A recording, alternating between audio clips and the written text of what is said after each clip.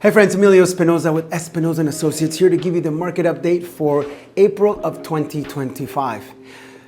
As you guys can see from the numbers on the screen, we see that there was just over 5,600 sales for the month, with an uptick on new listings and active listings, and a slight increase on the average price. Now we're roughly hovering around 4.9 months of inventory, which again is different than what we've seen in previous years, but not a shock. A lot of people are kind of testing the waters, testing the market. When you see what's, if you're looking with it, it doesn't even matter if you're looking at detaches, semis, freehold townhomes, condo townhomes. The story seems to be the same. Some segments of the GTA are moving better than others. That's a given. All of them? No. Nothing that I could sit here and give you cookie cutter diagnosis of what is happening in the market, because again, if it's priced right, and depending on that market, if there's lack of maybe quality of listings, stuff is gonna move better there. Now, are they moving in retrospect to what we've seen in previous years where you're getting, way over asking? Not really. The market is now dictating what the price is. The buyers really have a stronghold on what a property is worth. And whether you're still trying to play the game of let me just underlist a property by 20 or 30% and hoping that the outcome is going to be different, the majority of the time the outcome seems to be the same. Either you don't get any offers on offer presentation night, or you're still selling it for what the market is saying it should be selling for. So sellers are, the reason you're seeing a lot more properties, active listings, is that a lot of sellers just can't wrap their head around the fact that the market has come down substantially from the peak pricing of February of 2022. Again, when people ask us, how's the market? Well, it depends which hat you're wearing. And obviously the situation from somebody who bought 3 years ago, 5 years ago, 10 years ago, or 20 years ago are all different. So I can't really, when people are asking, I don't know if it's usually a filler. Are they just trying to small talk? Are they really curious to know how the market is? Because all of these situations, it's almost like they wanted me to give them cookie cutter advice, but I can't. If you're a seller in this market, there's no way, shape, or form that I could give you cookie cutter advice unless I sit down and diagnose your situation. Everybody has a different situation, dependent on when they buy. If you're a buyer, listen, if you're a buyer, you do have an advantage.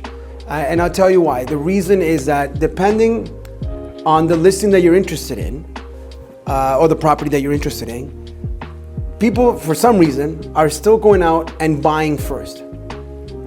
Not something I would advise, not something that we've advised our clients in recent months to do, unless you're able to get that longer closing. So when you're going out to buy first, and you haven't sold your property, it really backs you into a corner, because if that property is gonna take longer to sell, and especially if your pricing is ambitious, you're gonna sit there longer, and you could run into the risk of holding 2 mortgages. Now, I don't have that capacity. Perhaps some people do, and that's great. But from my knowledge, not a lot of people have that capacity anyways. And now you're you're really stressing, and you're really nervous, and you end up selling your house desperately. So that's also influencing the market. Again, a lot of people, it's a tug of war. They're trying to see what I'm seeing too from other agents on some of our listings. They're waiting. They call me. What's the expectation? Have you received any offers? I don't know why realtors in this market are waiting. Like, what is it that you're waiting for? If your client is interested in a property, put an offer in. It's easier today to put an offer in than it's ever been.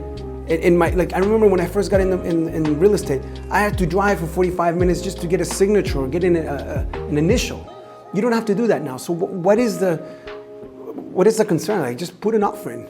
See what the other side is thinking. They may reject your offer, they may accept it, or they may counter. What's the worst that can happen? So I get it. Like I said, there's a lot of unknowns. There's a lot of uncertainty, and everybody's trying to just come up with some sort of solution, and there isn't one. So if you're a seller, again, depending on your situation, be mindful of what your property could sell for today.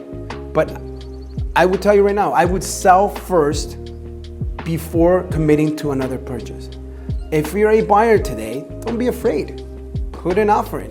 What's the worst thing that's gonna happen?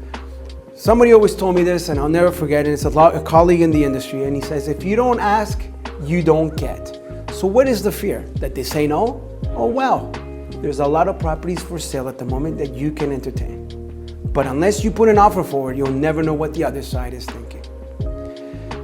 And lastly, for my investors, it's probably, it hasn't looked great in recent months, but it is looking much better now with the pressure on pricing. And it might be something that you might want to entertain and possibly sitting down and seeing if there are any areas that could be of interest.